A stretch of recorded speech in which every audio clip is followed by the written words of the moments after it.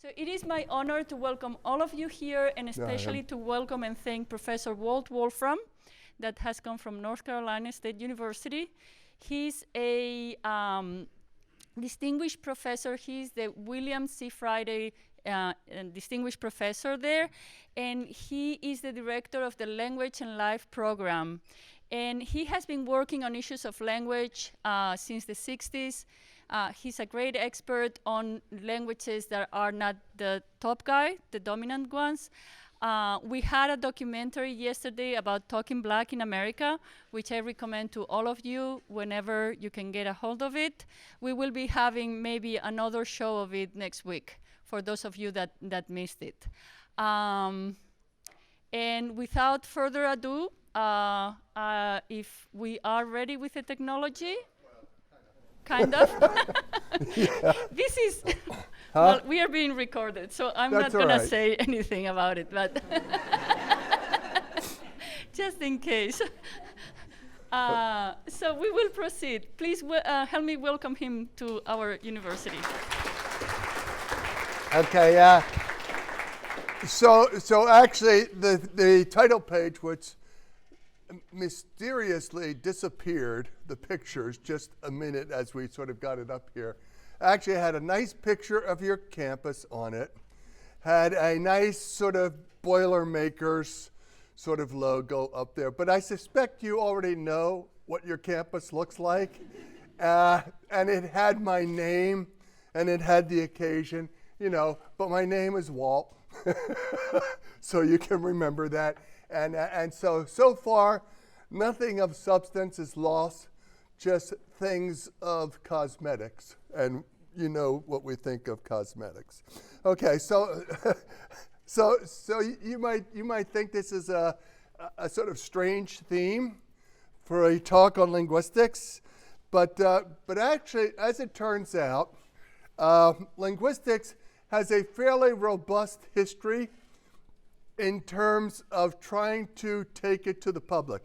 One of our pioneers, just so happened to be an old white man, by the name of Fernandez Saussure, actually said this over 100 years ago. You know, of what use of linguistics? Linguistics has a reputation of being fairly esoteric, abstract, and certainly can be mystifying to people who sort of don't have any familiarity with it. But actually, as he says here, in practice, the study of language is, in some degree or another, the concern of everyone. So what I'm doing is I'm taking his edict from over 100 years ago and applying it to life on your campus and university campuses elsewhere. Okay? You may think that truthiness is something that sort of has been a political concern sort of in the last election and continues to be. But in fact, over 40 years ago, there was a presidential address by the president of the Linguistic Society of America, Dwight Bollinger, who said that the public needs to know enough about our specialty to realize how it affects our lives.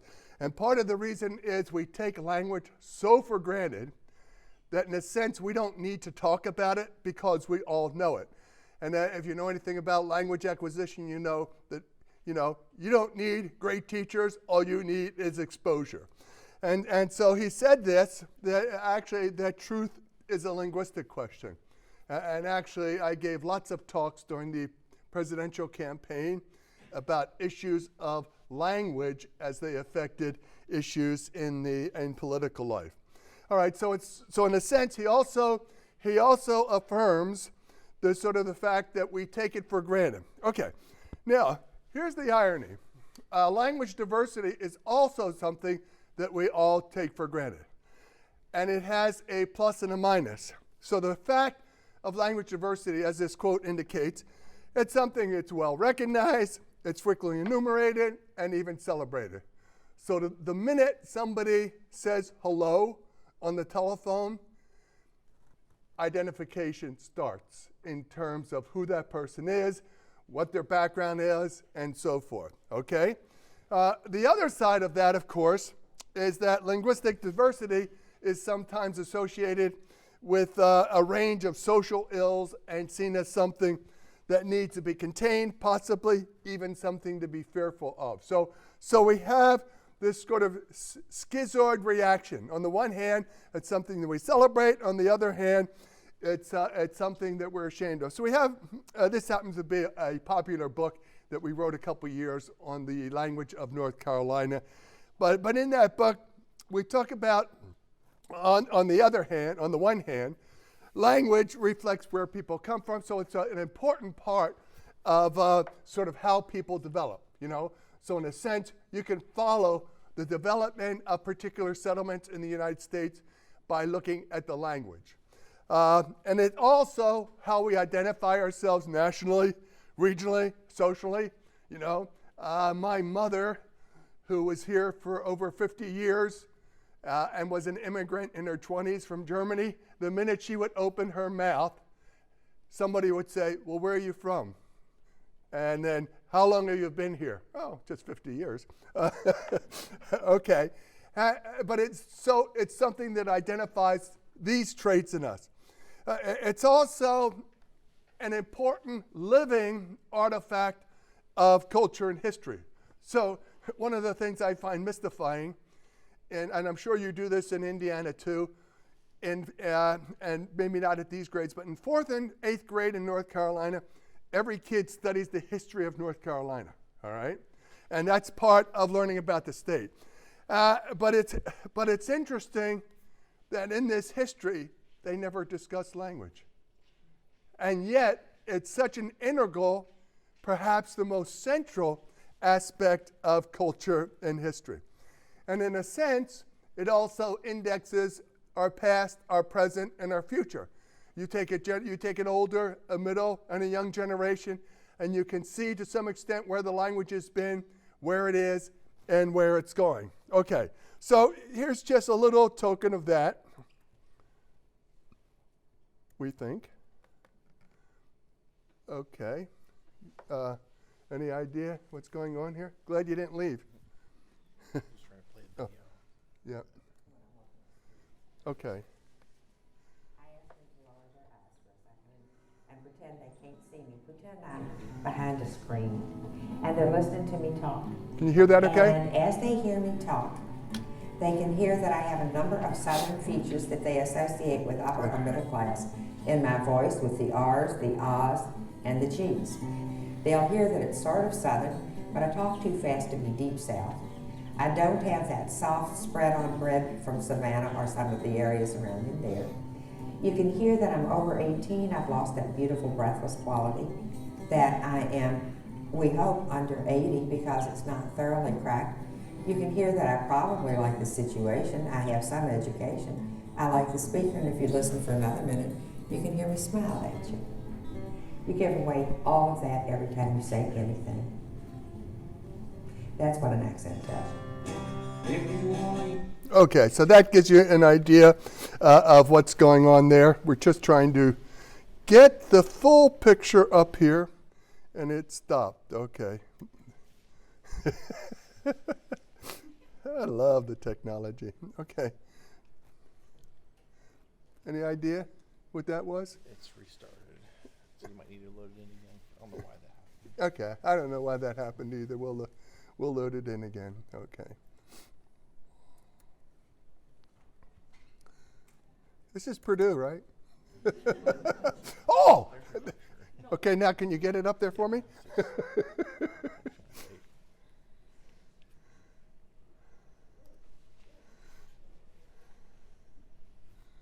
Okay, now can we get a full? Yeah, this was hey, let's start over. Okay, should I play it without this, or should I keep those sideshows on? Dare I? Dare I do it? I'm going to do it. Try, since he's here.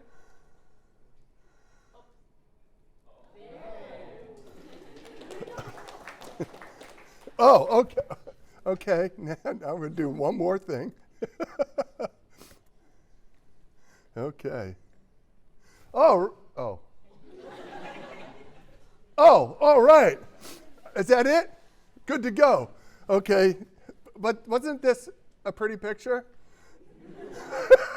And isn't it a place you've never seen before? And isn't that a logo that's really new and different to you? Okay, we won't go over that again.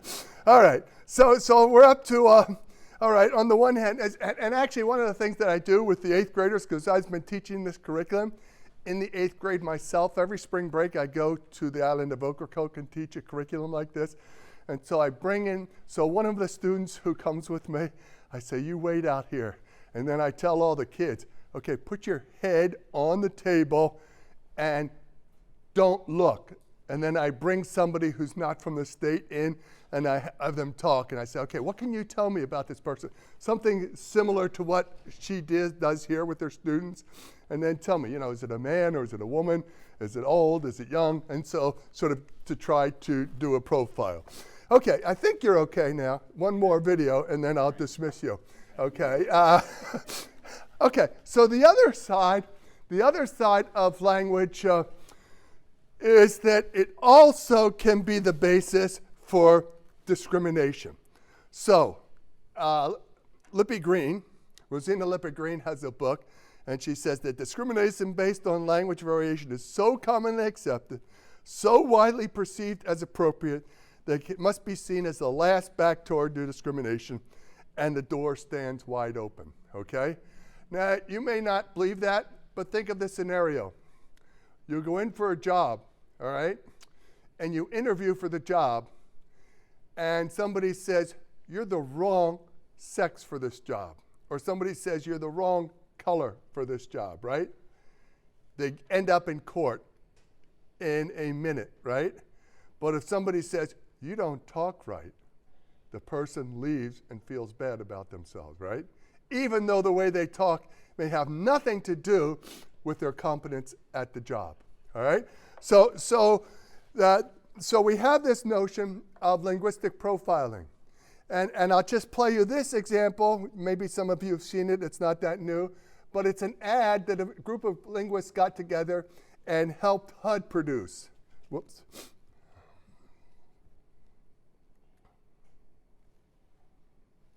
Can I ask a few questions about the apartment on Park Street? What was your name? My name is Juan Hernandez. It's been rented. Oh, he's gone. Hello, my name is Sanjay Kumar. I'm calling about the apartment on Park Street. It's not available. Not available? Hello, my name is Tyrone Washington. I'm calling about the apartment on Park Street. It's been rented. Hello, I am Chen Li. My name is Okay, you can go now. Antoine Ball. Hello, my name is Moshe Goldberg. If I it goes use a off new again, you chair. hit this function key and then F. Not available. Okay. Okay. Mhm. That puts it All back right. on there. Thank you. Yes, hello, my name is Graham Wellington. I'm calling about the apartment for rent on Park Street. Is that still available? Yes, it is. What is? Yes. Really? Housing discrimination is illegal.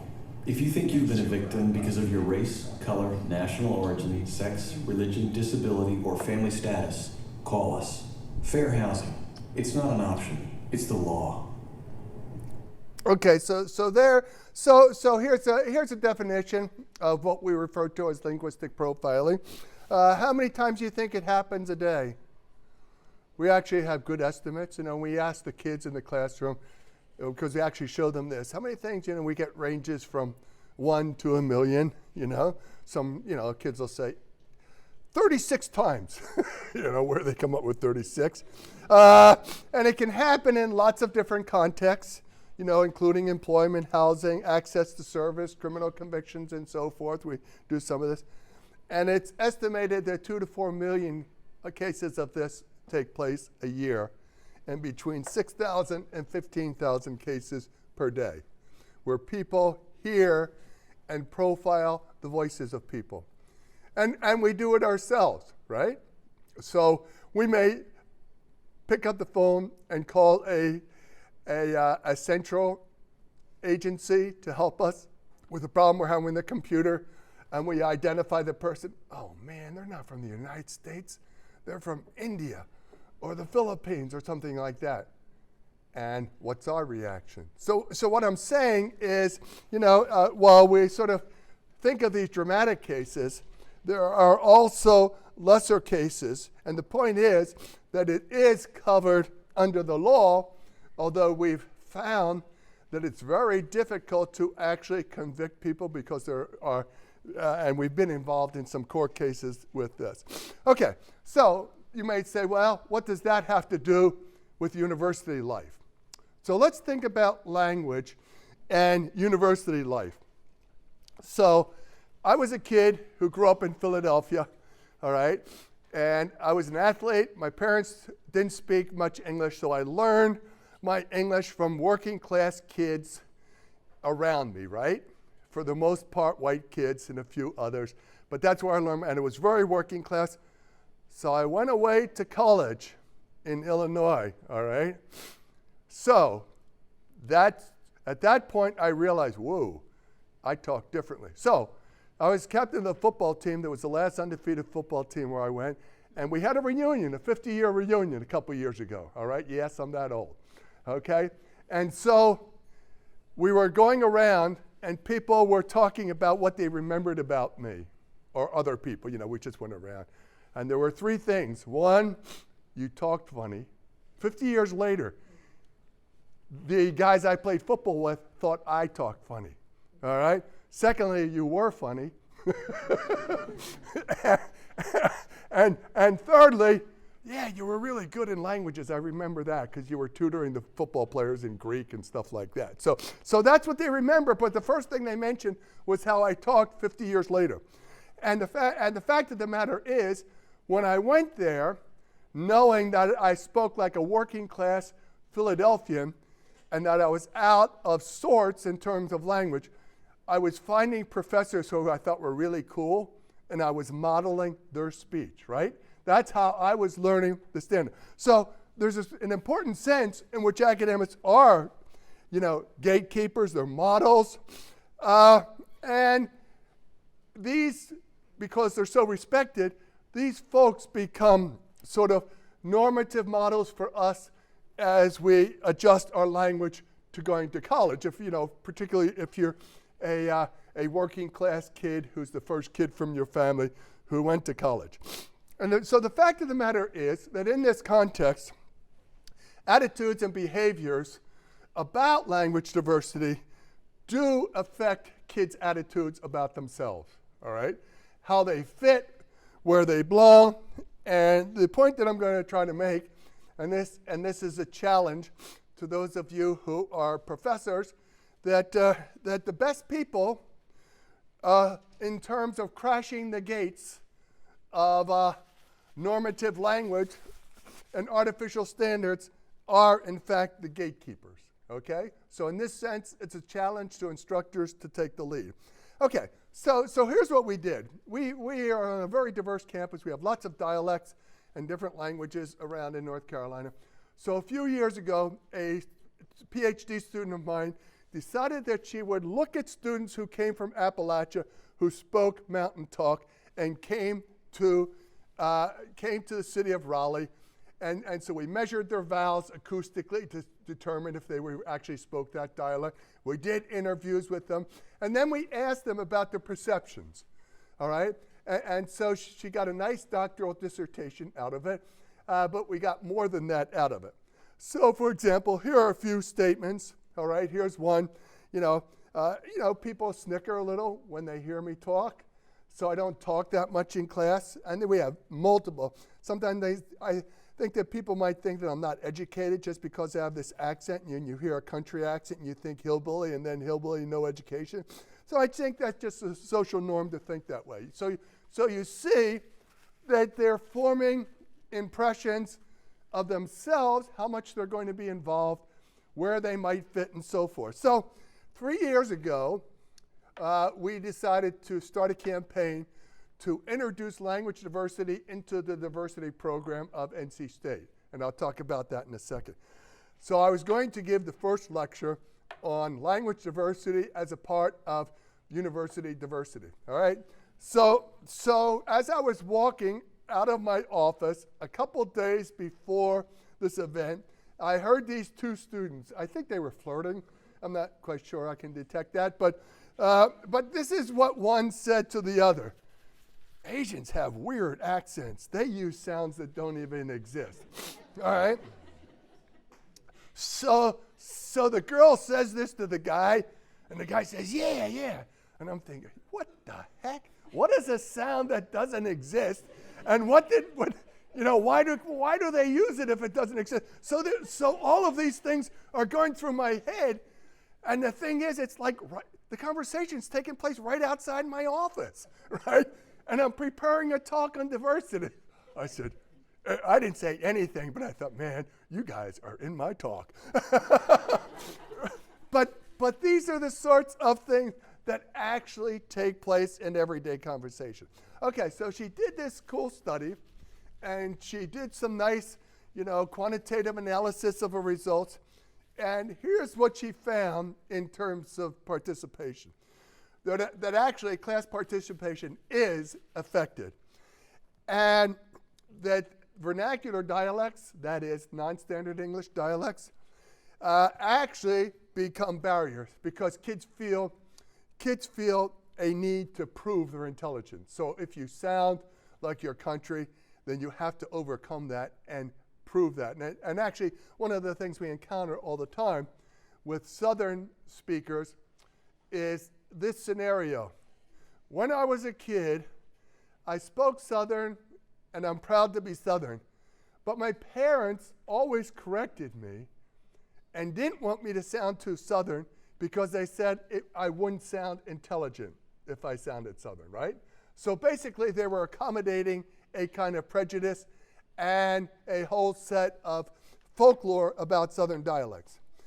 And that actually, what their college experience does is it heightens their awareness of language stigmatization of the language back home. So basically, when I went from Philadelphia to Illinois, I was under the assumption that everybody spoke the same way I did because I was a naive kid. I had never been west of Lancaster, Pennsylvania. I barely knew what state I was in.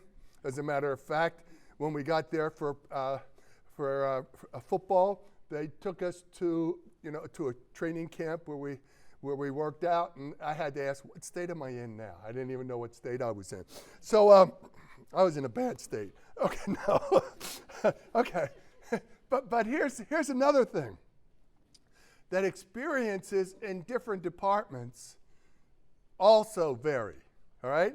Now this is something but they're not necessarily in alignment with the usual social pattern of socio-political ideology. So on most university campuses, this is what happens, right?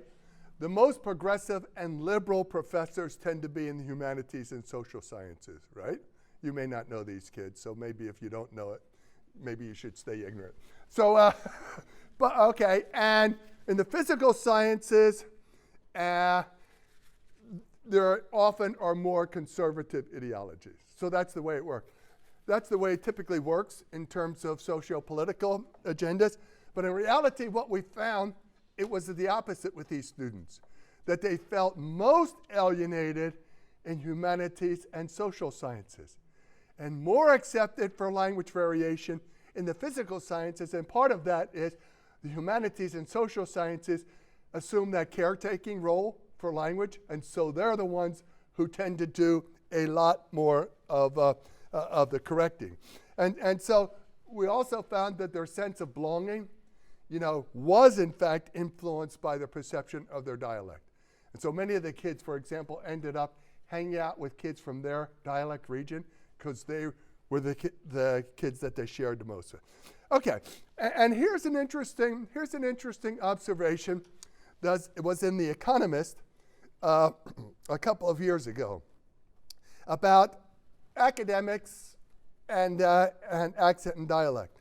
So that the collision of academic prejudice and accent is particularly ironic. Academics tend to be center-left nearly everywhere and talk endlessly about class and multiculturalism, and yet accent and dialect are still barely on many people's minds as deserving respect. Okay, so one of the things you learn in life is, people can be very selective with what they're progressive about, so that they can be quite progressive in one area and very intolerant in another area because they've never really confronted it. All right?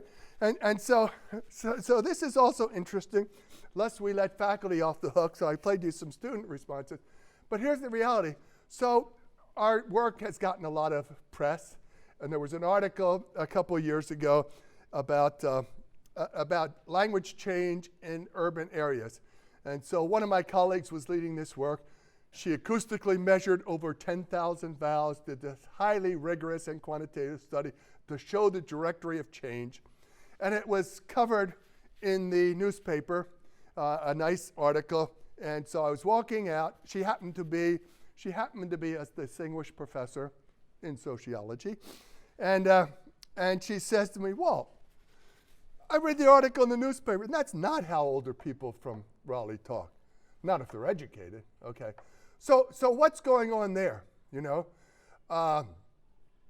And think about it. Would I say to her, after there was an article about her work on sort of the demographics of urban areas, that's not how it is, you know? I know. But here's what's interesting. First of all, she appropriated expert status. She knows. She speaks the language, has lived there, and therefore she knows. All right?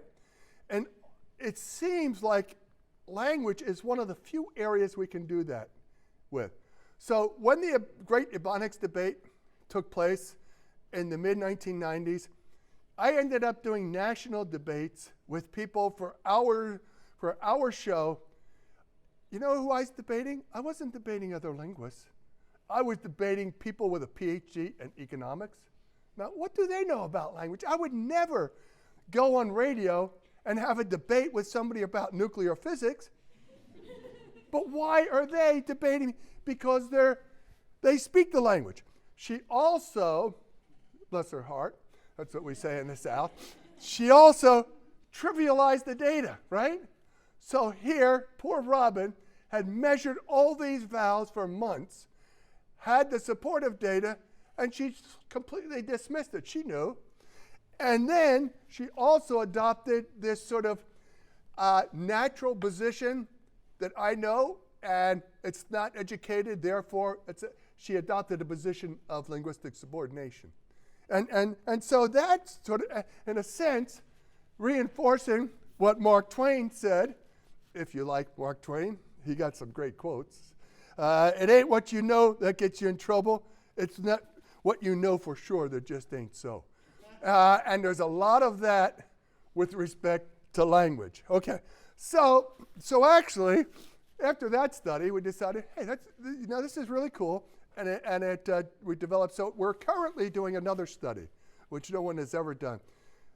We're interviewing over 80 faculty that were picked from a random solicitation. Will you talk to us? We'd like to talk to you about your language experiences, where you came from, how you transitioned into an academic and speaking like an academic, how that took place, and then we'd like to talk to you about sort of language interaction in your classroom.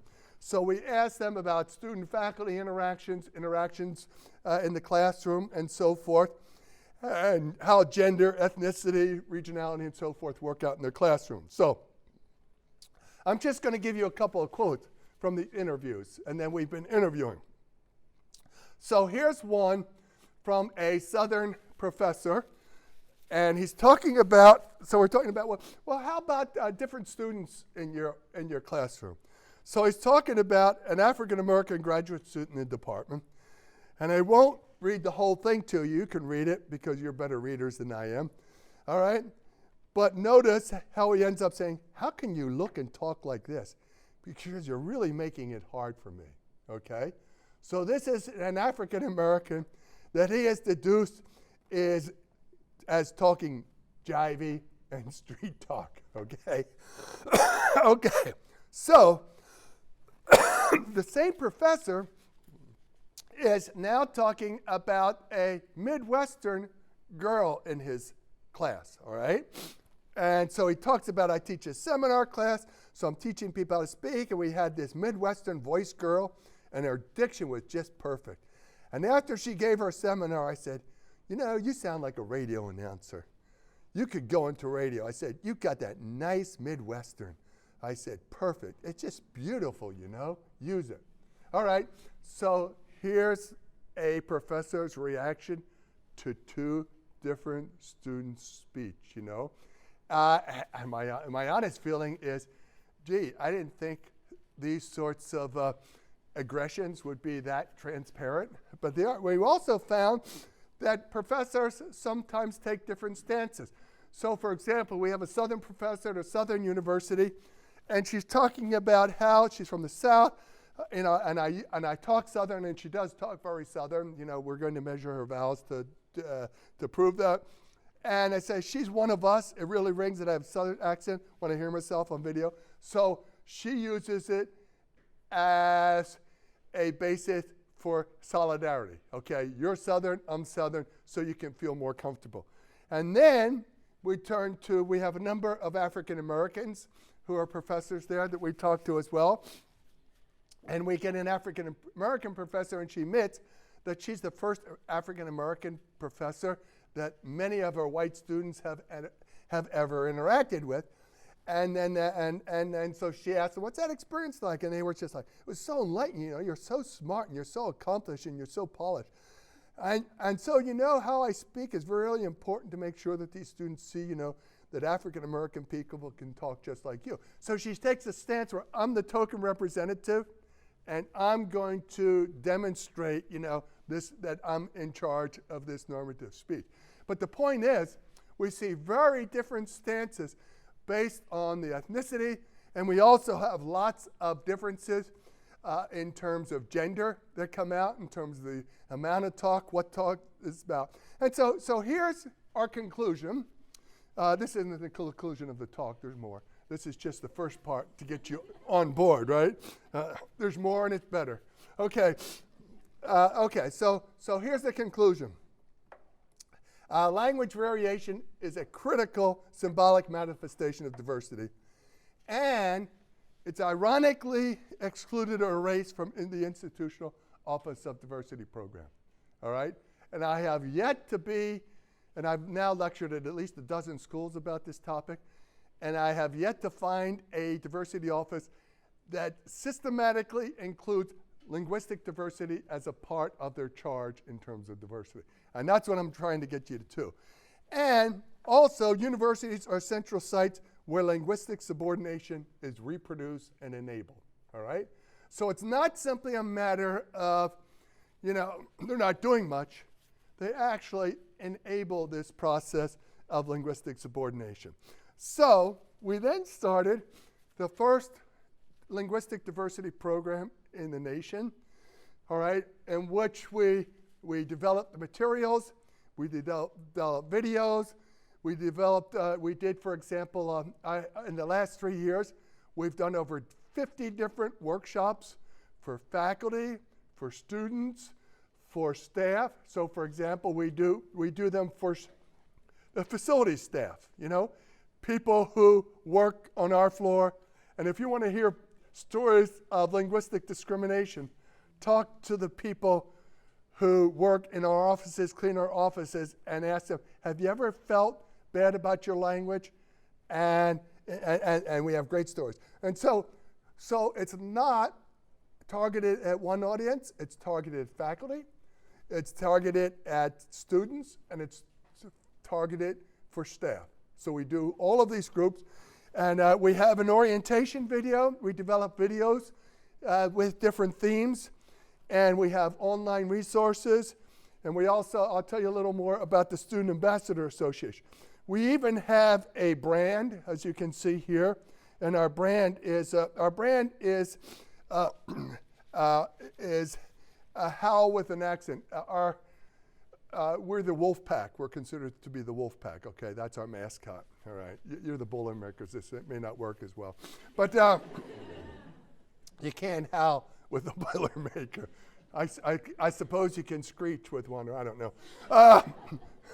Okay, so we have these posters all over campus and on TV monitors and so forth, and we give out these buttons. I'll show you how we do these things in a second. As a matter of fact, I even have one video where I sillily, is that right? Sillily, actually talked about did you know that wolves have dialects?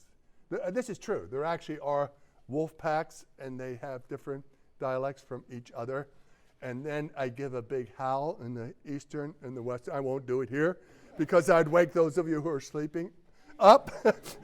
Okay, but that's the way it works. Okay, so here, for example, is one of our recent videos. I'm just going to play a little of this.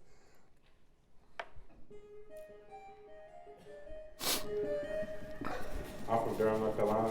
I study animal science and I sound like a scholar. I'm from Charlotte and I'm a human bio major and I sound like a scholar. I'm from Nepal. I study business admin and I sound like a scholar. At NC State, we have students from all 100 North Carolina counties, all 50 U.S. states, and 119 countries from around the world. I'm from Maiden. I'm a mechanical engineer and I sound like a scholar. I'm from Sudan. I study industrial engineering and I sound like a scholar. I'm from Winston-Salem, North Carolina. I'm an economics major at North Carolina State University, and I sound like a scholar. There's often a misconception that in order to be taken seriously within the academic community, you need to speak a certain way. For example, have a certain accent or not have a certain accent. I'm from Riga, Latvia. I'm majoring in statistics, and I sound like a scholar. I'm from India, and I study industrial engineering, and I sound like a scholar. I'm from Raleigh, North Carolina. I study biochemistry, and I sound like a scholar. A person's dialect is a part of the diversity that they bring with them to campus and is closely tied to who they are, their community, and their identity. I'm from Walker, North Carolina. I study psychology. I sound like a scholar. I'm from Wendell, North Carolina. I'm studying animal science and I sound like a scholar. It might reflect where they come from, their community membership, or personal characteristics, but it's not an indication of their intelligence, their capacities, their values, their worldview or beliefs, or potential. I'm from Philadelphia, Pennsylvania. Yeah! I study horticulture and plant biology, and I sound like a scholar. Go, girl! I'm from Edinburgh. I study animal science, and I sound like a scholar. Well, you get the idea. Okay, and this is the thing. And the idea here is we just sort of got students recruited students who they knew, and we just sort of got them to hold this sign and say, what do you study? And say, you sound like a scholar, simply sort of to endorse the diversity. Now here's another thing, though.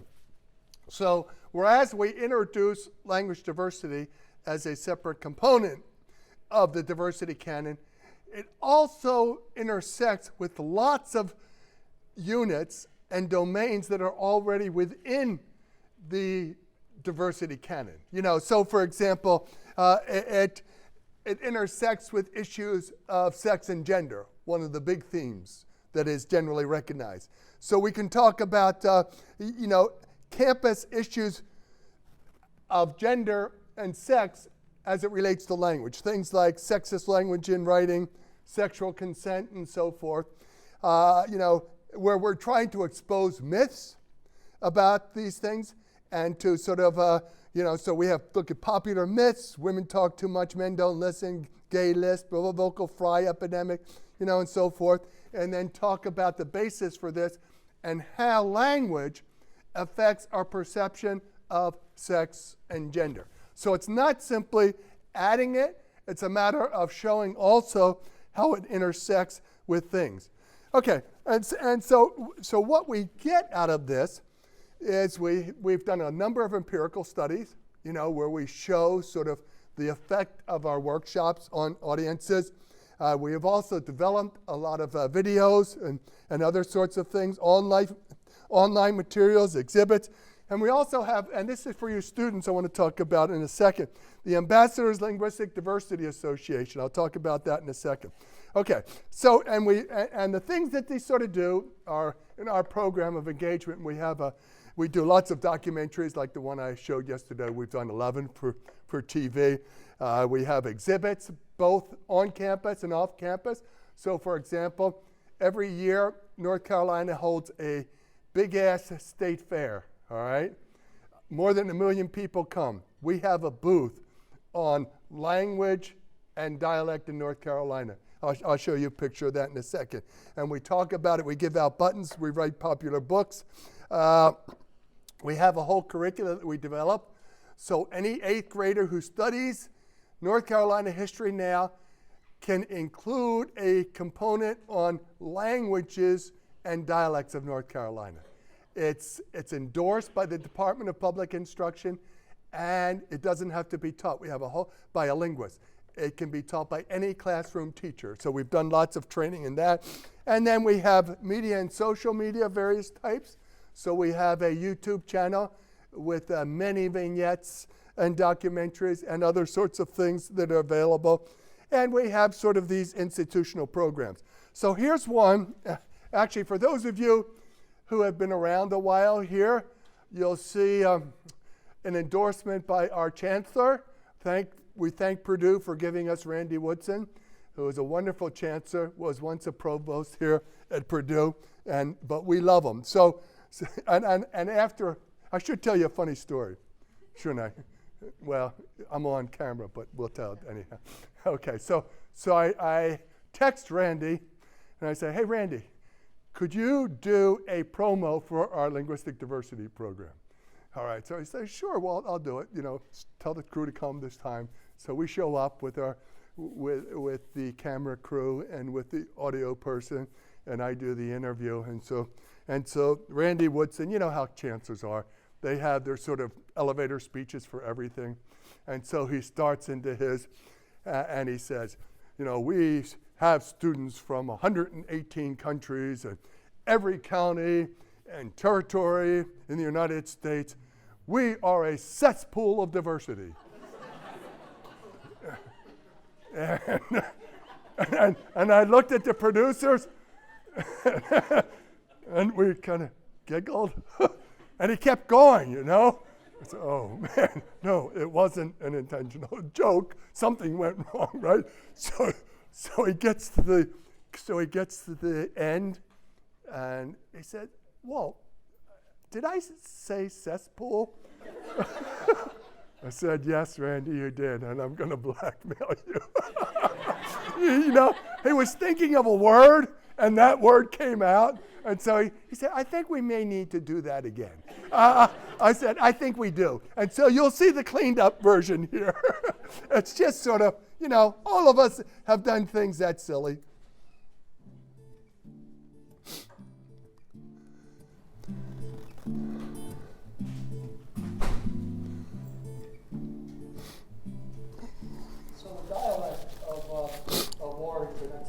It's a little different from here, huh? Right. Just like my friends, they don't know what a pack of nabs is. They call it a pack of peanut butter crackers. We call it a pack of nabs. Well, most of my life, I ended up coming back and forth to Raleigh, so I'm pretty adjusted to the accent. But a lot of people tell me I have a country accent. Do you think you do? Yes, but it's not indicative of Franklin's, and I just have a different. My mom doesn't sound anything like me. It's just the way I talk, I guess. When I got here, or when I go somewhere else, people can tell that I'm from an urban area because I talk differently. It definitely is a different dialect because I guess there's a certain slang to our words that how we talk in Durham, so. Well, we took Chapel Hill off. I was born in Boston. That's our rival. When I was 5. So how do people react to your speech? They don't understand why I don't sound like I'm from here, even though I'm technically from here and that kind of stuff. There's quite a good mix of different dialects, But nobody who speaks the Ocracoke. I don't believe I've run into anyone with some brogue yet. Hey, have a good evening. When I came down here, I thought most people with Southern accents, there was only one sort of common Southern accent, if you can say that. And now that I've been here, I realize, no, there's very different kinds of dialects that people speak with different twangs. Some of them more pronounced than others. Kentucky is technically the South, and I have what some people would say is a Southern accent. I sometimes say that the mountains are on my tongue. And, I think that if you embrace dialects, you're embracing people in different cultures. I feel very strongly that language is a critical part of how we acquire and learn culture. And so to the extent that North Carolina State is an institution that serves all of North Carolina, and in that very broad sense, the language and the dialects and what you hear on campus is part of the vibrant sort of environment that makes this truly a university. I think that supporting language diversity is one of the strong points about NC State. They always say I love your accent, and then we'll go from this, so where's this accent from, and things like that. Then I'll talk about Cameroon. I have all 10 colleges represented in my world population and through prospects course in many, many countries. So we use the linguistic diversity in my classroom to build trust and confidence and respect, and it makes all the difference in the world by the end of the semester. 我来自北京，我在北卡罗来纳州立大学学习社会语言学。 Mi nombre es Daniel Marcelo Farfán Estrenadoiro, soy de La Paz, Bolivia. Fast, especially my advisor, I had problems getting almost half of what he was saying, but right now I'm good at it, and you can hear I'm also getting some of the accent. Your dialect sort of depends on where you grew up at, and that kind of defines you as a person, but I don't necessarily think it'll define your goals or how you act or what you do. There are students here that, sound like a stereotypical Southern person, but they still attend the top university, and I guess that's close enough. Yeah, they're still excelling, so definitely, I guess it breaks the stereotype or says that, even if we are country or we're a farming school, we're the top. We are intelligent, so we're proud of that. Born and raised in Hickory, North Carolina. Growing up, we were the only Chinese family around. I teach English 101 here, so I get to teach students, incoming first years, about language diversity and about dialects, and have them re-examine their own language prejudices. Language is a part of their natural life, so it's something that they can readily talk about and embrace. Issues of language diversity are really complex. They're interwoven with other issues of race and sex and gender, they make up one part of our identity. And it's really difficult to try to tease one out from the other. And so since we have a general awareness that it's not right to discriminate against people based on sex, on race, on sexual orientation, these types of things, we're just trying to raise awareness that part of all these other identities is really tied up in the language that people use. And when we do discriminate against people based on their language, we're also discriminating them based on their sex, their gender, their ethnicity, etc. We're proud that we have students from all 100 counties in the state, and we're equally proud that we have students from 53 different states and territories in America, and we have students from 119 different countries.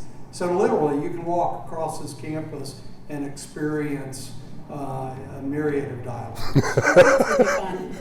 Myriad. One little spot. We're finding the natives is hard. Yeah.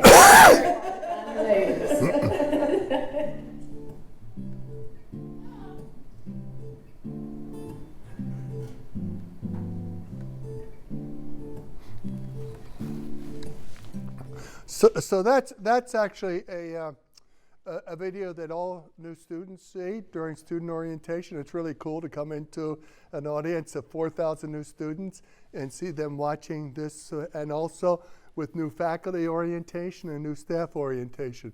So you can see, and then we also do other things like state fairs and stuff like that. So for example, here at the beginning of our semester, we have a big sort of opening we call Packapalooza, which is a one-day fair on our main street, and so we have a booth there.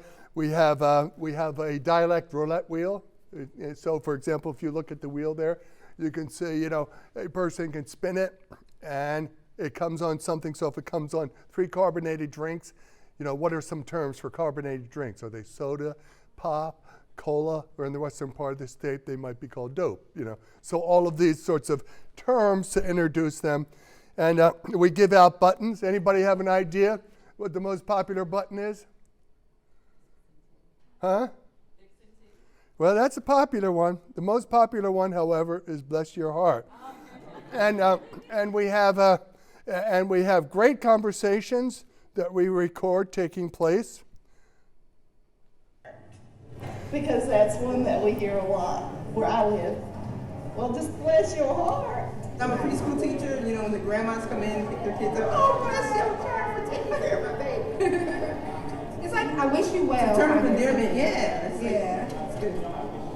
It basically means you're getting ready to say something negative about somebody, but bless your heart makes it okay, it softens the blow. Yeah. You get talking about how pitiful somebody is, bless their heart, they just are so stupid, or they're just so sad, or whatever, bless their heart. So that gives you an idea, and actually, just to sort of give you an idea of how simple this stuff is to do, you know, how do you think we got sort of the kids from all over? We went to the center plaza and campus, and we put up a bulletin board. All right, it had the state, and then it had the world, and so we had a camera crew there and some students. They said, "Hey, put a button in the place where you're from." So they put a stick pin in the place where they're from, and they say, "Well, tell us about where you're from, and tell us about, you know, where you speak from there," and so forth. And within 2 days, we had so many examples that all of them could be included in this. And this is something that students could do. You know, a class could do this, and in other places, classes have done it, you know, and produce a little video like this, you know, that can be introduced. And the last thing I want to talk to you about, because part of this I'm talking about faculty and staff, but I also want to talk the last part about students. We developed a student organization which was organized and administered by a student called the Linguistic Diversity Ambassadors. So it's a recognized student organization by the Student Affairs. So they get money from the Student Affairs just like any other organization. They have officers, they have a faculty advisor, you know, and basically they represent linguistic diversity at student events, orientation, diversity week, and other campus events, all right? And they organize. So for example, this year, these are the symposia that they've had. So they did one on women and the representation of speech in Disney films, all right? And these are attended by anywhere from 50 to 100 people. And then they did another one about the hidden dimension of diversity, just our basic program. Then with this Black Student Union, they did one on From Africa to America, the language we speak, with the Black Student Union, where the kids talked about the emergence and the history of African American English, which had never taken place before. Then during the election, they had one on the political life of language, you know, because everybody's interested in that. And then in November, which is Native American History Month, they did one on Native Voices of North Carolina, where we showed some videos and had a panel of Native American Indian speakers. And then in Black History Month, the social linguistic significance of Dr. Martin Luther King, they did one on Dr. and what his speech meant in terms of Black History Month. So this is all run by the students. They organize, they present it. You know, I've been involved in doing some speaking at some of them, but they're the ones who do, and it's made a real difference on campus. And you know, and so attempts, like the documentary that I presented to you yesterday, are simply another attempt to sort of spread diversity in this respect to African American English, and sort of you can see some of the thematic foci that are included. And if you hadn't seen it, I would show you a few clips. So, but here's what we're trying to do. First, we're trying to enhance the quality of teaching and learning about diversity, and we're trying to enhance diversity experiences of our students, our faculty, and our staff. We're trying to create a more inclusive environment in terms of language diversity, and we're also trying to improve recruitment and retention of students from underrepresented groups, including linguistic groups. And one of the things we're trying to do is we're working with the Office of Diversity in terms of these sorts of things. So it's not outside of that context, because we don't want it to be an extra. We want it to be an integral part of what is done. So, you know, so while I've talked to sort of largely faculty responsibility, there's lots of things engaged students can do, all right? And in terms of the dividends, okay, one of the things here is we're engaged in democratizing knowledge. You know, university slogans tend to be silly, and we have one, and I most of the time laugh at it, you know, because they're universities and they do these things. But one of the things one of our current slogans is think and do. but there's in a sense in which this is the case where we think about these things and then we go and do something. As students, as faculty, as staff, as program offices, we're trying to align, education about social linguistics with everyday issues of language in campus life. We're trying to foster social justice in language academics, and we're trying to enhance students' personal satisfaction and fulfillment. And the fact of the matter is that students who are engaged in university activities tend to be more successful and have a better experience. So these are the sorts that things that we're trying to do. And so there's a sense in which, while I'm done with my talk, this is, yes, I'm done with the talk, but I hope it's just the beginning of action for Purdue University to think about how linguistic diversity, whether it focuses on different languages, different dialects of different languages, like Spanish dialects of American English, and other sort of issues, and how this can be integrated, celebrated, and also enhance the education of people with respect to language diversity. So that's all I have to say. I'm happy to take questions because I didn't know if you wanted me to talk an hour or not, but I usually do. Yeah, questions. Thank you very much.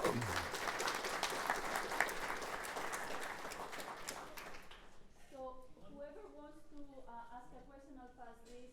I'm very glad that this is being recorded so that we can share this with the administration and the administrators can hear the message.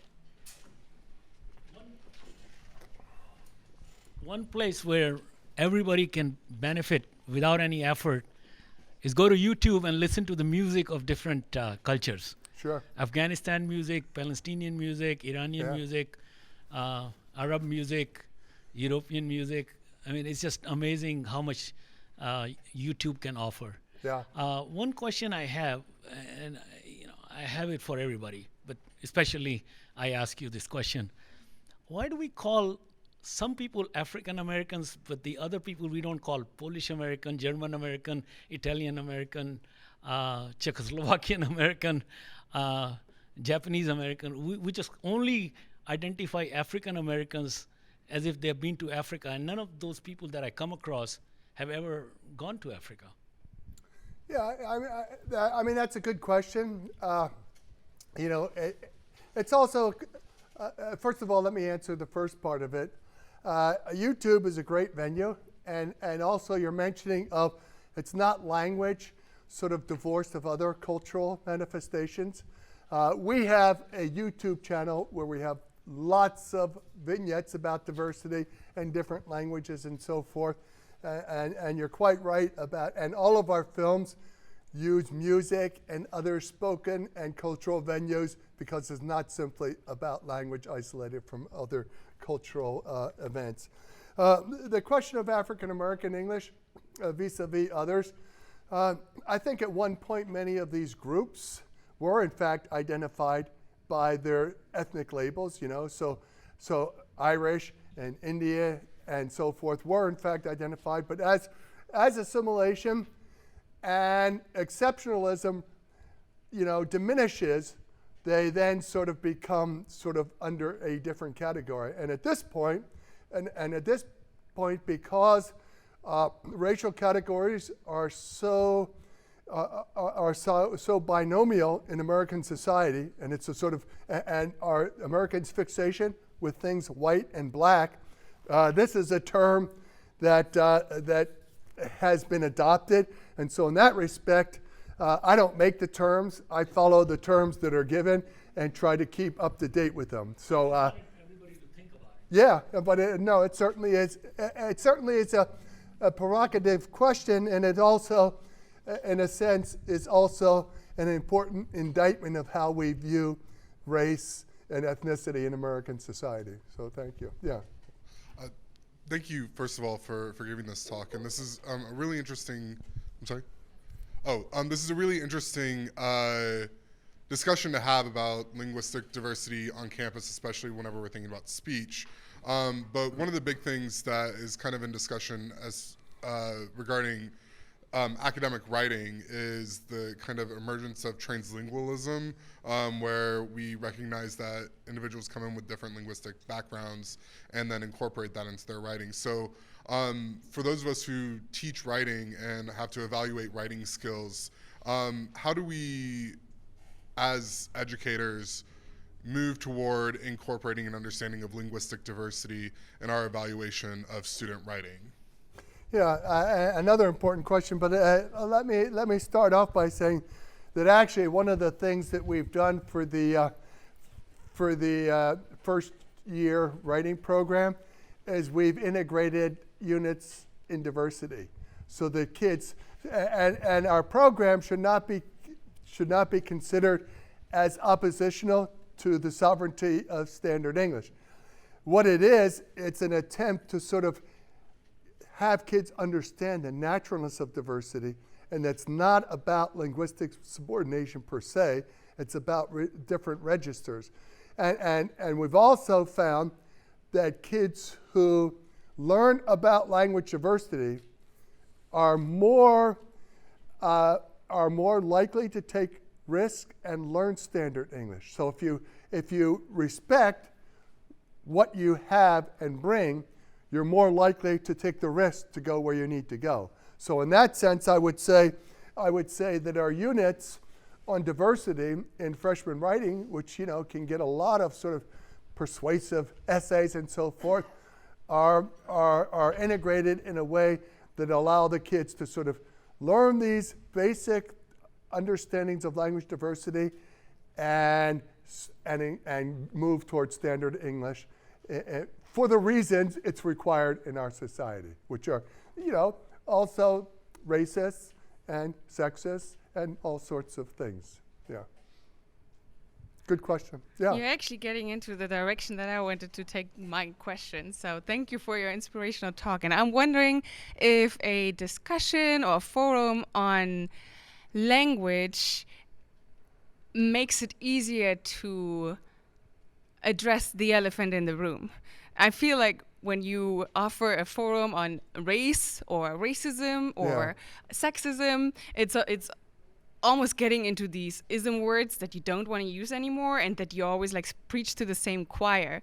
But then I think that language could be a very powerful tool to have people self-reflect on their biases that then also lead into, the other isms and the other categories where you have all that personal baggage, right? So I was wondering if you could elaborate on your experience in that regard, or if you don't have experience, which I'm not assuming, then you could also just share your opinion on that. I actually, I think you make a good point. There are two things. That I want to make. One, sort of looking at it in areas that aren't part of the traditional canon are often a little more open to reflection. So if people haven't been thinking about linguistic diversity as a basis for discrimination, then, this is an area I haven't thought about. This is interesting. And as a matter of fact, one of the reactions that we get from the diversity things that we do is, oh my God, it's so nice to have people talking about something other than the usual talks about gender and sex. It's so refreshing because we keep hearing the same old stuff and people's opinions are sort of already formed. So talking about this really is invigorating and informative to people. The second thing is that we found from other productions and so forth that making these things entertaining and sort of keeping a sense of humor is a very important tool in getting to people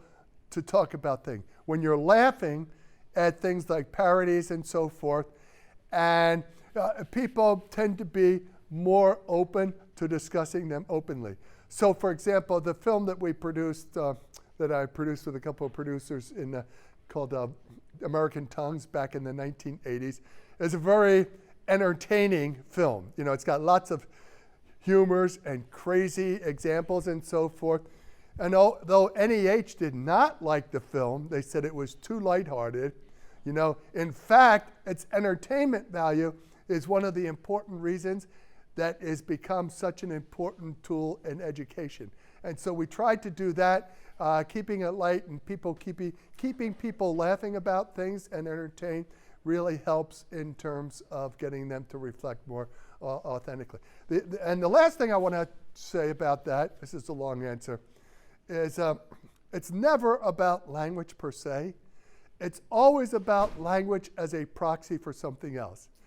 And so looking at it that way, so for example, we recently did an analysis. We have a YouTube channel that has had over 2 million hits and well over 2,000 comments.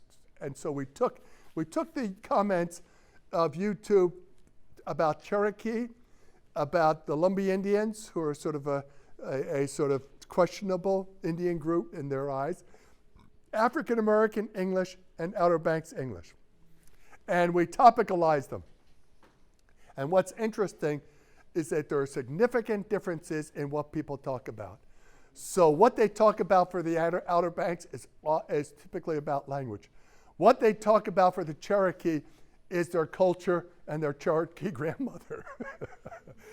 What they talk about the Lumbee is the status. Are these people real Indians? And if so, why and why not, And what they talk about in terms of African American English is about African American people and language. So actually all four of those groups, we took the comments based on our language videos and looked at, so what is the language actually being a proxy for, and found very different sorts of things. And so that sort of stuff is really interesting too, because comments, are anonymous, and so people can say any old crazy shit, and so, but what they say is also highly informative in unmonitored kinds of situations.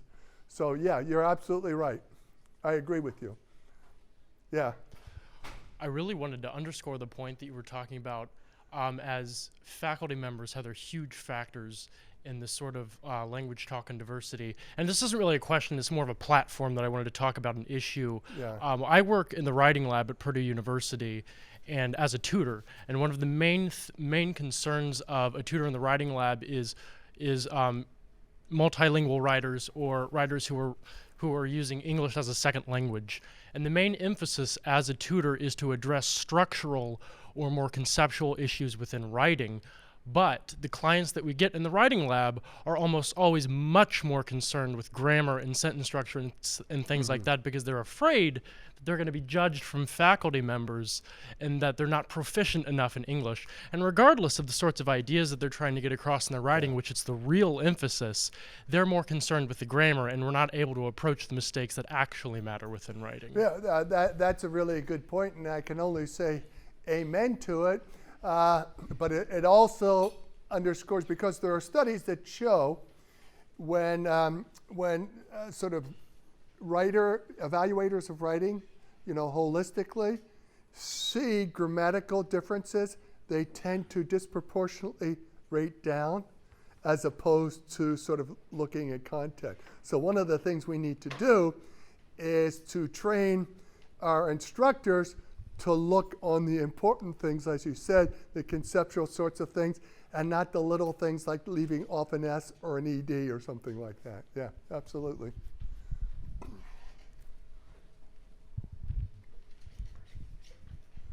I'd say we should begin with faculty on that. Well, yeah. Well, as I said,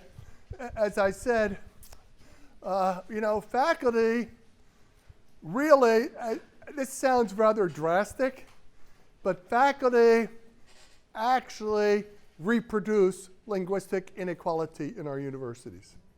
And that seems like a strong statement, but we don't, and they ought to be on the other end of sort of accepting and sort of challenging and enabling sort of the acceptance of diversity. So faculty are not off the hook.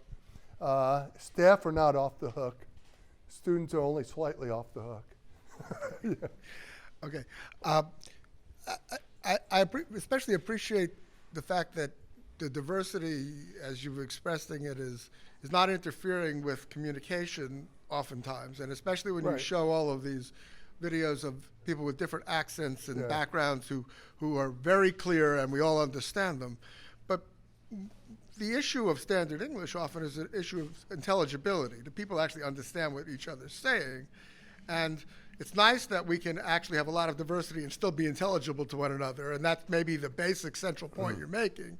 On the other hand, if we get too diverse, of course, then we don't understand each other's languages anymore. And so it seems like, I don't know how you talk about the reason why students who come in with different backgrounds, some of them are unintelligible to a lot of other people and therefore have to become acculturated and fit in. So there's a balance, okay? And you talk about the balance as well as just people need to understand that it's nice to be able to appreciate diversity as long as people actually are able to talk to one another. Yeah, by the same token, there's sort of, we're not, that's true. By the same token, for example, people talking about the documentary, several people said, I couldn't understand the people yesterday in some of those things. The fact of the matter is, though, if you listen to it and watch it a couple of times, you will start understanding them. So sometimes miscomprehension and intelligibility is a function of sort of limited exposure. So before we I'm careful about being too quick to attribute things that may be a matter of us adjusting to simple issues that are the student's problem rather than ours. So I think, there are lots of studies that there are lots of studies that also show prejudices in that regard. So one guy did an experiment in which he took an Asian face and a white face and had exactly the same things. In fact, it was the same speaker, just with different faces. And there was a significant difference in people considering the Asian faith to be much more difficult to understand, even though it's exactly the same thing that they were saying. So we have this sort of perception, if you look different, you're going to sound different, and it's your problem because I can't understand you. So that's why I say there are genuine cases, but there are also cases where our perception of intelligibility can be largely influenced by other factors as well. Well, maybe we have maybe one more question or so forth from the middle of the room where everybody's left.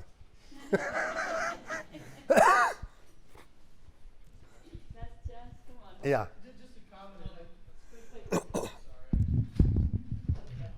Go ahead.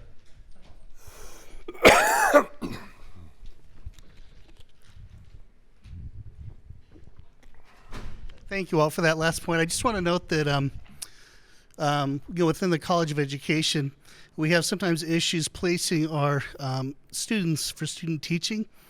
And sometimes there's linguistic discrimination based on the name before they even hear how the person sounds. And so our student teacher placement people have difficulty placing certain people.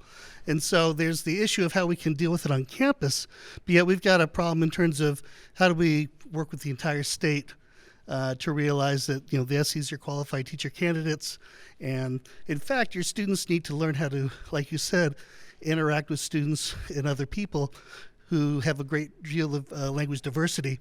And so it's really part of the solution rather than the problem. So any ideas on how to reach the broader audience beyond the university? Yeah, well, I'm not sure. I'm not sure if I have a sort of, total ways to solve that issue. My own point is just sort of keep reinforcing diversity everywhere. And in some of the documentaries we do and with some of the kids in the classroom, one of the effective things is so for 25 years we've been teaching for 8th graders in Ocracoke about language diversity and their dialect, and I can assure you that it's totally transformed the community's understanding of diversity and their appreciation for it. So part of it is we need to start getting, and the teachers who teach it say, I learned more than the kids. I never knew these things. And also, let me say here, that one thing about our diversity, this collection, it wasn't linguists, it was a quite interdisciplinary team.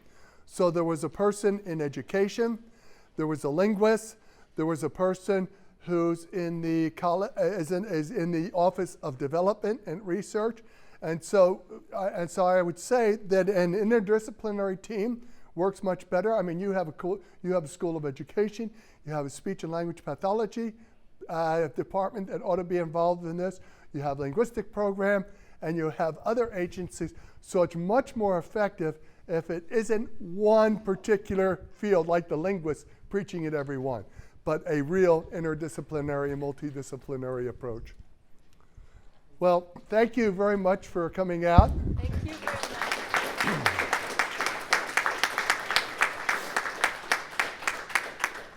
And I'll tell Randy Woodson, for those of you who remember him, that I told his bad story. We have recorded this, and so when we have it ready, is somewhere up there in the cloud, we'll be sending an email to let people where can they find it, and disseminate the content of what was said. And the same with the documentary from yesterday. So pass the word around, and that's the way we will change and things. I'll send you the PowerPoint when Perfect. I get home too, so you can have that if you'd like to distribute it. Thank you. Thank you very much, everybody.